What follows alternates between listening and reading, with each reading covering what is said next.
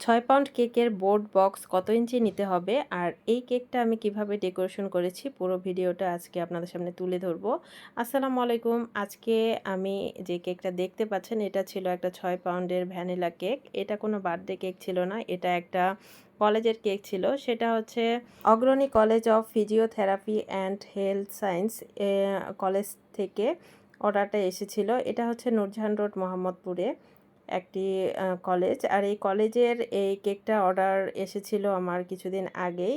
অনেক দিন আগ থেকে কেকটার বিষয়ে অনেক কথাবার্তার পর অর্ডারটা কনফার্ম করেছিল।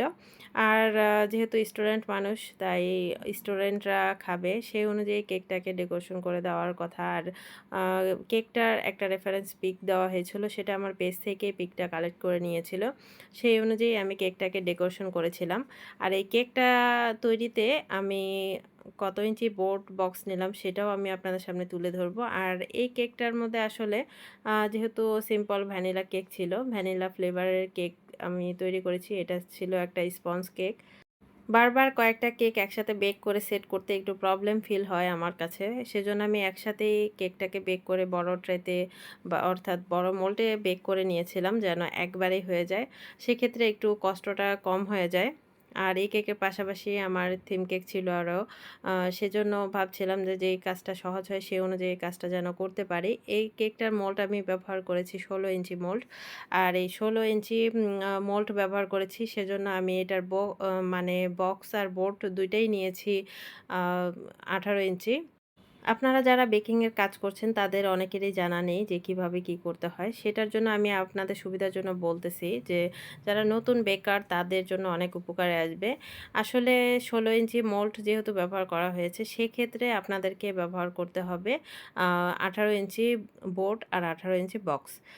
যত ইঞ্চি মোল্ডে ব্যবহার করা হয় তার 2 ইঞ্চি বেশি বোর্ড আর বক্সটা নিতে হয়। সেক্ষেত্রে আপনাদের কেকটা সুন্দরভাবে ডেকোরেশনও করতে পারবেন, প্লাস ডেলিভারিতে বক্সটা নিয়ে কোনো প্রবলেম হবে না, কোনো ডেলিভারির কোনো কেকটা নষ্ট হওয়ার চান্সেস থাকে না। আর আমি সবসময় হার্ড বক্স ইউজ করি। পাতলা যে বক্সগুলো থাকে সেটা ডেলিভারি টাইমে আমি দেই না, কারণ এগুলো অনেক রিস্কি হয়ে যায়। সেজন্য আমি সবসময় হার্ড বক্স বোর্ডটাই ব্যবহার করার ট্রাই করি। যেহেতু হোমমেড কেক এমনিতেই একদম সেনসিটিভ থাকে, ক্রিম আর ডেকোরেশন নষ্ট হয়ে যাওয়ার চান্সেস থাকে, যেহেতু একদম সফট থাকে কেকগুলো। এজন্য সবসময় চেষ্টা করতে হয় যেন হার্ড বক্স ব্যবহার করা যায়। হার্ড বক্স ব্যবহার করলে কেকটা নষ্ট হওয়ার চান্সেস খুবই কমে যায়, মানে অর্থাৎ একদমই কম হয়ে যায়। কারণ ডেলিভারির সময় ডেলিভারি ম্যানরা কোনো যদি প্রবলেম না করে বা কোনো দুর্ঘটনা না ঘটে সেক্ষেত্রে কিন্তু কেকটা নষ্ট হওয়ার চান্স থাকে না। আর এজন্যই সবসময় হার্ড বক্সটাই ব্যবহার করার ট্রাই করবেন। আপনাদের অনেকেরই সমস্যায় ফেস করেন যে কেকটা নষ্ট হয়ে গেছে বা ডেলিভারি টাইমে প্রবলেম হয়েছে। সেক্ষেত্রে কিন্তু অবশ্যই এই জিনিসটা ফলো করতে হবে।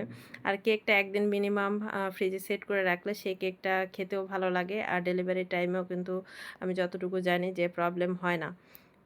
আমি বরাবরই চেষ্টা করি যেকোনো কেকের অর্ডার নিলে রাত্রেবেলায় কেকের কাজটা কমপ্লিট করে রাখতে। আর যদিও কোনো কাজ যদি বাকি থাকে ডেকোরেশনটা পরের দিন ডেলিভারির আগে আমি কমপ্লিট করি। কিন্তু কেকটা মূলত যে কেকের বেসটা পুরোটাই আমি ক্রিম দিয়ে কভার করে ফ্রিজে রেখে দিই, যাতে কেকটার টেস্টটাও ভালো থাকে আর কেক ডেলিভারিতে কোনো প্রবলেম না হয়। আর এই ডেকোরেশনের দেখতেই পাচ্ছেন চারিদিকে কিছু রোজ ডিজাইন ছিল, কিছু আমি গোল্ডেন লিফ দিয়ে দিলাম। গোল্ডেন কালারের পাতা ডিজাইন করে দিয়েছি। আর ফাঁকে ছিল কলেজের যে কলেজের যে লগোটা সেটা আমাকে দিয়ে দিতে বলেছিল, কলেজের লগো আর কিছু কঙ্কালের ছবি। যেহেতু এটা মেডিকেল টাইপের কলেজ এজন্য আমাকে কিছু এই টাইপের কঙ্কাল, বোনস এই টাইপের ছবিগুলো দিতে বলেছিল। সেগুলো আমি প্রিন্ট করে এনে এটার মধ্যে বসিয়ে দিয়েছিলাম আর ওনাদের ব্যাচের নামটা লিখে দিয়েছিলাম। এই তো কেকটা ডেকোরেশন করা শেষে এটার লুকসটা কিন্তু ফাইনাল লুকস। আর এটা দেখতে মাশাআল্লাহ অনেক সুন্দর ছিল।